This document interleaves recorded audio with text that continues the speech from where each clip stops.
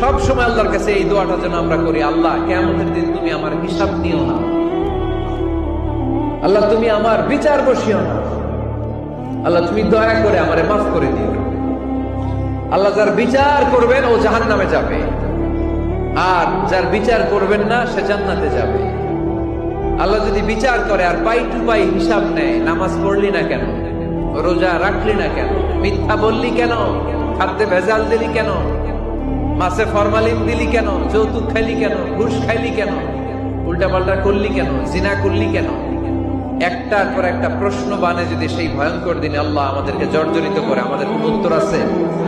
সেদিন আমাদের বাঁচার কোনো উপায় আছে? তাই আমরা সবাই আল্লাহর কাছে দোয়া করবো, আল্লাহ কোনো বিচার টিচার মানি না, কোনো বিচার করতে পারবো না, দয়া করবা। কথা কয় না? কি করবে?